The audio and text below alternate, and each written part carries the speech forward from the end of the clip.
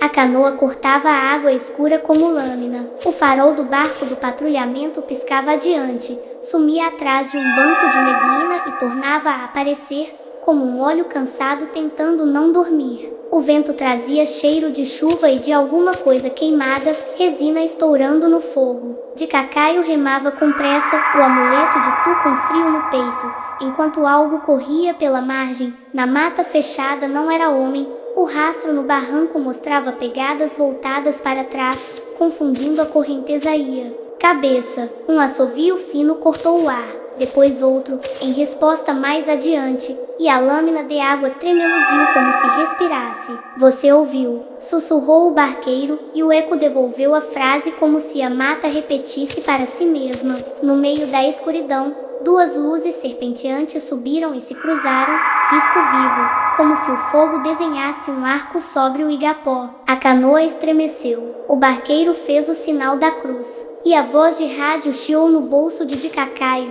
Atenção, atenção, alguém mais está vendo. Essas luzes no São Tomé. Repito, luzes sobre o São Tomé. As chuvas do fim de agosto tinham atrasado a volta de Cacaio para Manaus, mas uma carta esquecida no arquivo da paróquia de Barcelos, papel fino, tinta já indo embora, trouxe o nome de uma comunidade pequena, São Tomé do Bacabal, no médio Rio Negro.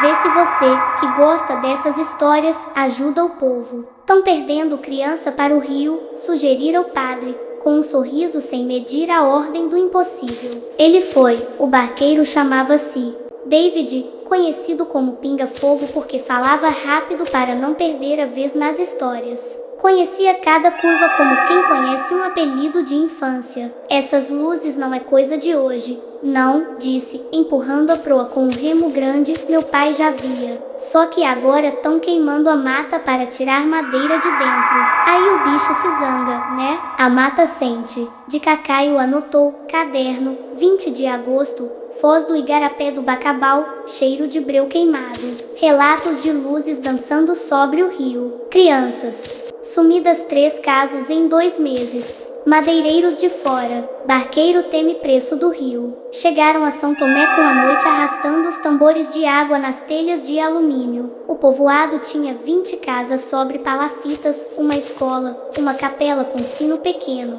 um gerador que tossia luz elétrica das 6 às dezembro. O rádio comunitário funcionava no canto da pequena escritura que servia de sede da associação.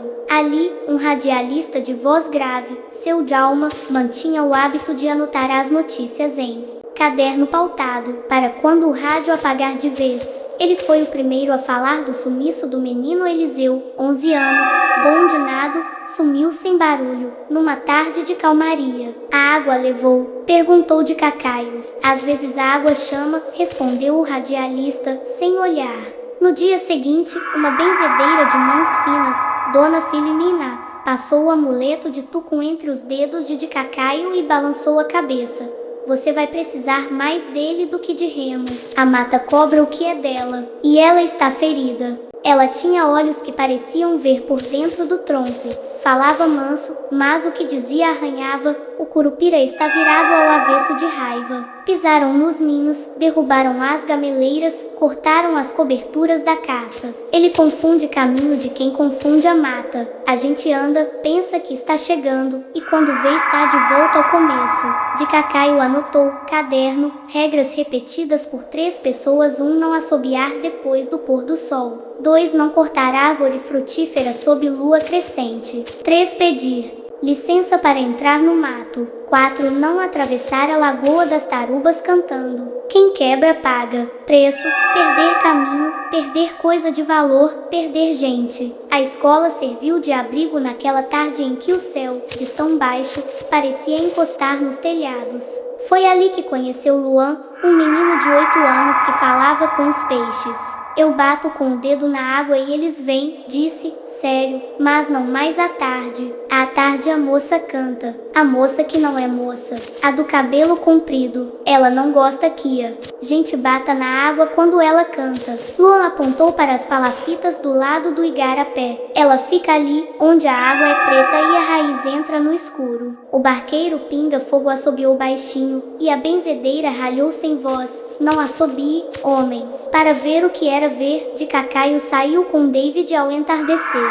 O rio esmaltado de azul e ferrugem, as árvores boiando luz nas folhas. Um silêncio grande como uma igreja vazia foi apenas cortado pelo farfalhar de um bando de guaribas. A certa altura, mesmo o vento pareceu ouvir. E, então, um canto subiu do espelho de água, nota longa, quase humana, mas sem palavras, melodia feita da correnteza. David, que ria fácil, ficou duro como remo velho. Eu te falei, sussurrou, não é noite de brincar. Uma figura, ou o reflexo de uma figura, movimentou-se entre os igarapés, e a luz dos vagalumes pareceu se juntar em volta dela, como se fosse coro. Vocês verão o que querem ver. Perguntou uma voz que não tinha pressa, entrando pelos ouvidos como: água entra por fenda de madeira, ou verão o que vocês fizeram. A voz estava em toda parte. David cruzou os braços, a canoa se moveu sozinha, como puxada por um fio. Yara, disse de Cacaio, e a palavra alargou o silêncio. A investigação começou pelos rastros humanos. Havia uma trilha aberta recentemente por motosserra acima do igarapé. As marcas frescas de pneus misturavam-se com folhas cortadas e um cheiro de gasolina velha dormia na lama. Madeireiros, respirou Djalma, o radialista, que os acompanhava com botas de borracha e um gravador de fita antiga, herança de campanha de saúde. Eu ouvi no rádio de Santa Isabel que teve gente vendendo pranchas de Itaúba na madrugada, sem guia. A trilha dava numa clareira nova, ainda chorando seiva. Numa árvore de tronco grosso, uma marca de fogo,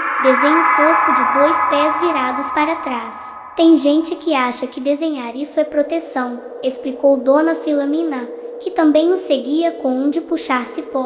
Mas é chamado. Você desenha o bicho na casa dele, ele vem ver quem é o audaz. Perto dali, encontraram o primeiro sinal sério, uma rede de pesca com fios azuis presa numa raiz, e enroscado nele, um fio de cabelo comprido, negro, feito de noite espremida. Tem gente que puxa cabelo para guardar poder, murmurou David, mas o rio cobra. Voltando pelo mesmo caminho ou tentando, eles perceberam que a mata havia virado os marcos de lugar.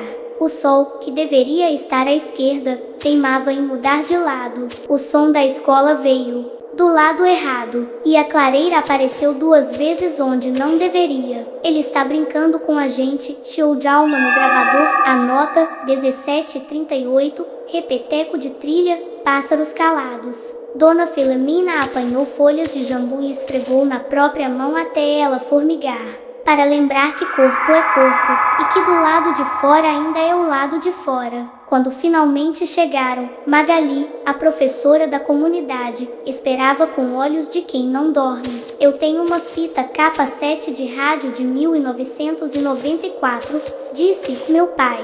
Gravou quando teve um caso parecido. Um rapaz sumiu e voltou 3 dias depois dizendo que tinha passado só uma noite conversando com uma moça de vestido de água. Ele trazia nos dedos uma pele fina, meio de peixe, meio de folha, e jurava que agora sabia o caminho do fundo do rio. Eles ouviram a fita num toca-fitas que ameaçava engolir a gravação. O sussurro de estática foi cedendo a uma voz jovem. Eu não ia pular, moço. Ela que me chamou com o canto. Falava do jeito que minha mãe falava quando pedia para eu acordar. Eu fui. Eu prometi que não ia cortar mais as árvores onde ela se penteia. A fita estalou e morreu. O rapaz virou barqueiro de noite, disse Magali, e nunca mais falou alto nos igarapés. No 3º dia, a surpresa, o nome de um homem veio na boca do rio. Era Evaldo Touro, dono de um pequeno porto de gasolina informal 3 curvas acima. Ele vende madeira para fora, mas jura que só pega o que o rio dá, explicou seu Djalma, só que o rio está dando demais, e sempre do mesmo canto. No trapiche de tábuas, Evaldo recebeu o grupo sem camisa, ostentando uma tatuagem de boi com arame farpado no pescoço. O que é de dentro, disse. Ninguém mexe no que canta. Mas eu ouvi que o Curupira está bravo é com os homens de Floresta Grande, que descem com caminhão e tomam o que é nosso. O Curupira sabe quem é daqui. E as luzes? Perguntou de Cacaio. Evaldo apontou para as marcas de fogo no céu de noites passadas. Isso é bicho velho que guardava breu nas raízes. O boitatá passa onde ferve o leito. Quando a gente pisa no ninho do bicho, ele levanta para ver. Com óleo de brasa. À noite, o canto voltou, mais perto. Luan, que não obedecia quietação de criança, saiu na ponta da palafita com os pés no ar. Não, menino, ralhou Magali, e a madeira gemeu. O canto não pedia. Ele lembrava de banhos, de peixe salgado no fogo, de conversas no chão da cozinha. Dona Filamina acendeu um tição e soprou devagar, como quem conversa com brasa. Moça de água, moça de espelho, escuta o pedido desta velha, devolve o que é de esperança, e eu te levo o que é promessa. O vento que tinha parado veio como mão de vó fazendo cafuné, acariciando as folhas das palmeiras. Luan recuou, a água acalmou. O barqueiro chorou sem barulho. No rádio de seu Djalma, um estalo. Atenção, atenção. Barco de fiscalização pegou comboio de madeira no braço do Acará. Dizem que tinha guia fria e guia quente. Reforço solicitado. De Cacaio cochichou para David, a segunda. Reviravolta está deixando a trilha. Se os grandes vêm de fora, alguém daqui aponta o caminho. Só quem conhece o atalho do Bacabal. David assentiu com o queixo e seus olhos foram até a casa de Evaldo, onde uma luz azulada corria pela janela como televisão. No dia seguinte, eles seguiram pela vertente do atalho, mas não foram sozinhos. Luan insistiu em ir e Dona Filamina, com sua insistência que não cabe em corpo pequeno, também. Magali ficou para segurar o rádio e a escola. O caminho era de Raiz e Serelepe. A cada 10 passos, de Cacaio parava para anotar algo que parecia fugir da cabeça. Caderno, cheiro de genipapo esmagado, teia de aranha tão grossa que parece linha de pescar. Pegada de anta, som de martelo longe, palafitas improvisadas novas. Lata de combustível enterrada, saco de sal. O som de martelo cresceu até virar um tronco caindo. Eles chegaram à beira de uma nova clareira, e ali, como se brotassem do chão, 5 homens serravam uma castanheira como quem corta pão velho. Sem respeito nem medo. Um deles tinha o cabelo amarrado num rabo, barba escura. Outro fumava com pressa. O terceiro, de boné vermelho, folheava um papel que parecia guia. O quarto olhava o celular. O quinto, de costas, ajeitava uma marca de spray num tronco, 2 pés virados para trás. Foi Luan que sussurrou o nome, Evaldo. Dona Filamina puxou o menino de volta e olhou para de Cacaio como quem diz: agora é a hora que a floresta decide. O ar ficou pesado e doce. O sol perdeu borda. Sons que não tinham vindo até então, vieram juntos. Parecia festa de pássaros onde não havia pássaros. O homem do boné vermelho ergueu o braço e mandou parar. Tá ouvindo? Os outros ouviram. E nos ouvidos de todos, o assovio, rápido, certeiro, repetido em algum ponto que ninguém sabia. Os homens se entreolharam, juraram que tinham vindo pelo norte, mas o córrego, ali, dizia que o norte estava do outro lado. O homem do rabo de cavalo cuspiu e disse uma bobagem. Foi quando o chão cedeu. Não cedeu de despencar, ele virou. As raízes ali tinham aprendido a andar ao contrário. Um deles correu e voltou de onde tinha partido. Outro andou para frente e se viu atrás do tronco. Evaldo, que conhecia as teimosias da mata, se agachou e falou alto: a gente só veio pegar o que já estava caído. O assovio ficou adulto, forte, como um grito de criança tomada de birra por quem a criou. E então eles viram um vulto baixinho, corpo troncudo, cabelos vermelhos como capim de araguá no sol, os pés virados para trás. O rosto era o de menino velho. Licença foi pedida. A voz veio dele e de todo o tronco cortado. O que é de comer foi devolvido. Onde dorme o tatu foi alisado. E a árvore das araras. Cantaram para ela antes de ferir. Os homens travaram os joelhos. O do celular derrubou o aparelho, que mergulhou num formigueiro de saúvas e sumiu. Dona Filamina, calma como quem benze o joelho ralado de uma criança, acendeu de novo o tição, mas desta vez não para soprar, para desenhar no chão um círculo. Com Licença, murmurou, com licença, dono do caminho, rei dos atalhos.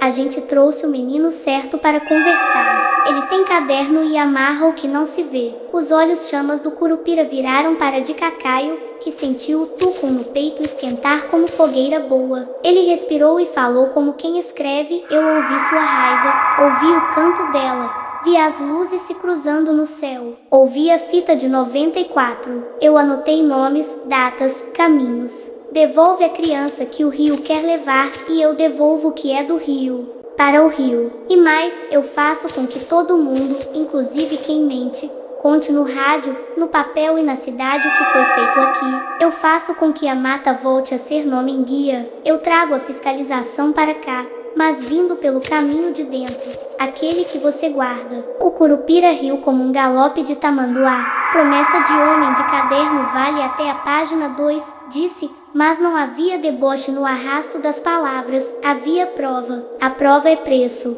Quem paga primeiro? Evaldo, o touro, que até então parecia tronco imóvel, deu um passo, e o passo não foi para frente. O corpo dele dobrou para trás e caiu de joelhos. Eu conheço o preço, disse, eu dou de volta a madeira da arara e cubro a clareira. Eu empurro o que está cortado para onde a água leva devagar, e a água devolve lentamente. Eu paro de vender noite, e nunca mais escrevo pé errado no tronco. O Curupira abaixou o corpo para cheirar a cabeça de Evaldo como bicho cheira bicho. Não é só parar, é ensinar a parar.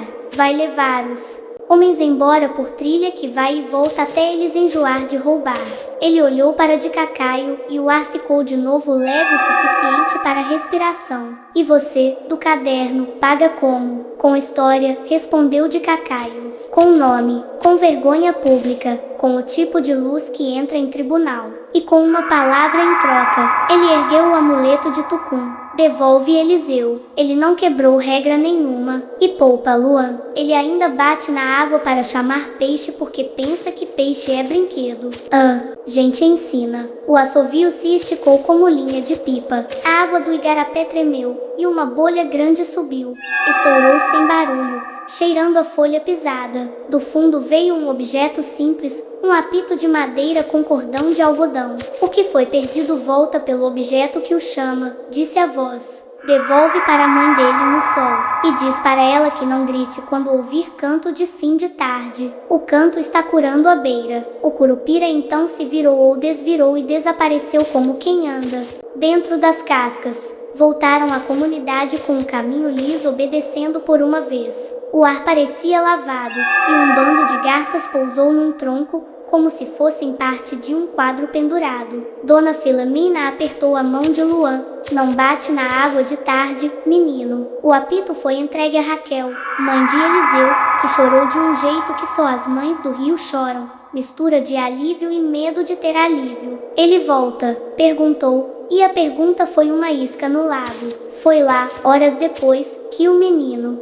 apareceu, boiando manso como quem não tinha sido engolido pela ausência. Ele disse que tinha dormido só uma noite conversando com uma moça que penteava os cabelos com uma espinha de peixe. Ela me ensinou uma música, disse, e cantou uma melodia que não cabia nas palavras. A notícia do comboio apreendido no braço do Acará trouxe gente uniformizada com coletes que brilhavam onde havia pouco brilho. Um delegado jovem, com o rosto que não se acostumava ao calor, anotou rápido demais as palavras lentas de seu Djalma. O senhor quer prova? Perguntou o radialista. Prova é árvore no chão. O senhor anda 2 passos e volta para o começo. Não é truque, é aviso. Prova é a fita de 94. O delegado ouviu e não ouviu, como quem precisa das coisas que tem carimbo. Evaldo, no entanto, apareceu com os 5 homens, cabeça baixa, pedindo que os tirassem de lá por aquela mesma trilha. Eu levo,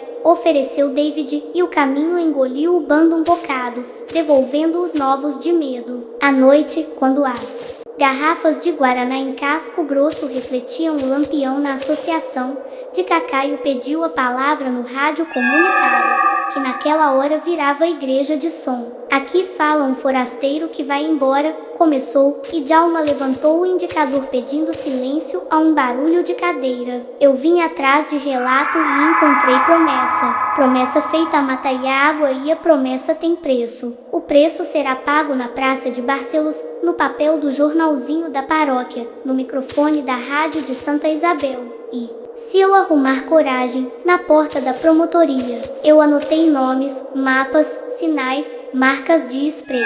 Eu vou desenhar os pés do bicho em papel que gente de terno lê. E vou escrever assim: dizem que o Curupira tomou as rédeas do caminho e que a Yara cantou para as mães. Dizem, eu digo também. E, enquanto dizem, peço que o homem pare com a máquina onde o canto faz casa. Dona Filomena levou-o à beira para uma despedida de capim e palavra. Cuidado com o que você acende quando escreve, aconselhou. Tem palavra que chama bicho, e tem bicho que pede abrigo em papel. Ela entregou a ele um pequeno saco de tecido com cheiro de cipó. É pedacinho de raiz que não dá para plantar em lugar nenhum, só no caderno. Esfrega antes de conversar com gente que não ouve. Na madrugada em que partiria, de Cacaio voltou sozinho ao Igapó. O céu, por um instante, foi um só, agueiar costurados por luz de vagalume. Ele encostou a palma na superfície, sem bater, e esperou. Você achou que fosse me ver?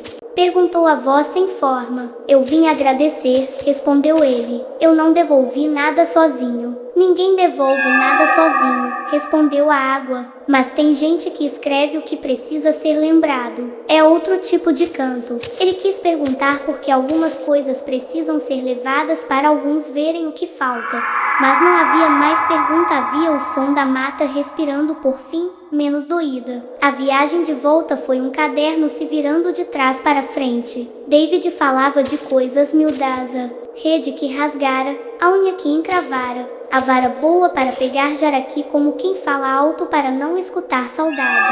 Na curva do São Tomé, as duas luzes serpenteantes se ergueram de novo, mas dessa vez sem pressa, sem susto. Desenharam um círculo e sumiram em pontos longes. Não é aviso, disse o barqueiro, é despedida. Em Manaus, o papel pediu papel. De Cacaio gastou tardes na hemeroteca olhando jornais amarelecidos. Viu nomes repetirem e sumirem. Achou um boletim de ocorrência de 1981 sobre desaparecimento temporário de 2 meninos que voltaram com relato de canto sedutor e orientação para não cortar árvores de margem. Na paróquia, o padre lhe mostrou uma conta, gastos com vela após noite de luzes sobre o rio em 1977. No arquivo de uma organização não governamental, encontrou mapa satélite com feridas novas abertas no verde e uma anotação seca, aumento de queimadas ao longo de 2023, 24 avos. Relatos orais de fogo que se mexe no baixo curso. O promotor, homem de palavras curtas, ouviu e mastigou. Eu não posso citar Curupira em peça jurídica, disse, mas posso citar o senhor Djalma e a dona Filomena, posso botar o mapa, a guia fria e a guia quente, posso pedir apreensão preventiva, e se espremerem, sai água, sai canto, pensou de Cacaio, e não disse, as coisas, quando caminham, fazem barulho de formiga, um caminhão apreendido aqui, um posto de gasolina informal fechando ali, um porto sem chapa vindo abaixo a colar. Evaldo, que prometera ensinar a parar, tornou-se guia de quem vinha para ver, não para tirar. Botou as mãos no trabalho de plantar de volta o que é possível e de deixar em paz o que só o tempo ajeita. Numa foto enviada por Djalma meses depois, aparecia um cartaz simples na parede da associação: não assobie depois do pôr do sol. Peça licença antes de entrar na mata. Não cante alto na lagoa. Não corte árvore frutífera na lua crescente. E, se cortar o que não deve, aprenda a plantar a vergonha. No meio desse lento arrumar, chegou a seca maior, e com ela, fumaça que não estava nos planos. A redoma de calor sufocou Manaus como mão no rosto de doente. O céu perdeu a cor por dias inteiros. De Cacaio voltou ao rádio para ouvir o que era do Bacabal, e o que ouviu foi Luan falando alto. O menino agora ajudava o radialista, A gente molhou o pano e botou nos buracos da casa para o ar não entrar tão ruim. A gente foi na beira pedir chuva. A gente não assobiou. Ele sorriu de canto. O poder de pequenas obediências. Quando finalmente retornou a São Tomé, quase um ano depois, encontrou Eliseu pescando com a mesma paciência de quem aprende com o rio a não apressar. Eu lembro da canção, disse o menino, mas não canto. Não é para cantar sempre, é para lembrar que tem canto. Luan cresceu 2 dedos e perdeu 2 medos. Dona Felamina ficou mais leve, como quem esvazia uma caixinha de remédios nas mãos de quem aprendeu a se cuidar. Djalma agora guardava as fitas em caixas plásticas com sílica gel, a memória sua, a minha, a deles. Tudo pega mofo se a gente deixa. Na última noite, houve festa com bolo de macaxeira, peixe frito e suco de cupuaçu, e lampiões formavam constelações em terra firme. Alguém pediu para de Cacaio falar. E ele falou como quem não quer dar sermão. Eu vim aqui atrás de história e saio com dívida, confessou. Dívida de manter o valor da palavra. Eu prometi que o que vocês disseram viraria coisa que não se apaga fácil. E eu trouxe gente que carimba. Mas, no fundo, quem decide se a história ficou não é o papel, é o caminho. Se o caminho volta ao começo, é porque a gente mentiu. Se ele deixa passar, é porque a gente acertou a mão. Ele tirou do bolso um papel amarelado, uma cópia da carta velha que o trouxera ali, e no verso escreveu, com a caneta que ganhara do padre, regra, ao prometer a mata, guardar o prometido no caderno e no peito. Preço de quebrar, perder a volta. Na beira, sozinho, ele ergueu o amuleto de Tucum. Quem olhasse de longe diria que ele conversava com a água, como quem fala com fotografia de família. O brilho que correu sobre o rio não foi chama de gás nem farol de barco, foi o modo que a água encontrou de dizer eu ouvi. Ele pensou nos homens de fora, nos papéis, nas ordens, nos recursos negados e nos concedidos, na lentidão de todas as providências. Pensou no riso besta de Luan, na voz grave de Djalma, no com licença de Dona Felimina, no eu para o de Evaldo. Pensou, por um segundo, que escrever às vezes é só outra forma de plantar coisa que demora. No alvorecer, antes dia, escola abrir, uma figura baixa apareceu na ponta da palafita. Não era de assustar, era de afirmar.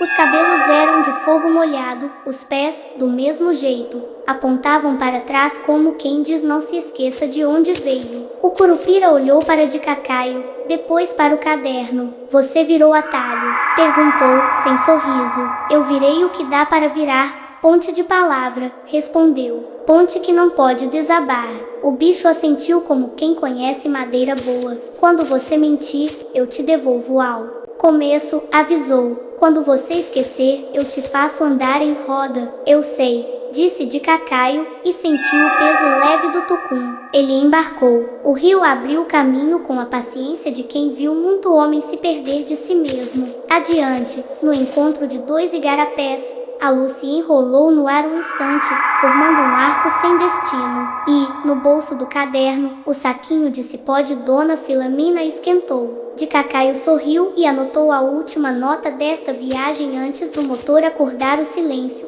Caderno. 14 de agosto. Saída. A floresta entende língua de promessa. Regras funcionam porque lembram que tudo pede licença. Amuleto, não de proteção, mas de compromisso. Se um dia eu não achar o caminho, lembrar de voltar ao começo e pedir de novo, com licença. A canoa sumiu na dobra do rio como uma palavra boa sumindo dentro de outra maior. E, por um momento, o mundo ficou do tamanho exato de um assovio, não o que chama maldade, mas aquele que pai faz para filho que brinca longe, volta, que já é hora. O vento trouxe cheiro de terra que tomou água, e o farol do barco da fiscalização, lá adiante, piscou como olho que não quer dormir. A mata, inteira, respirou, e, no peito de quem ouviu, ficou um resto de canto.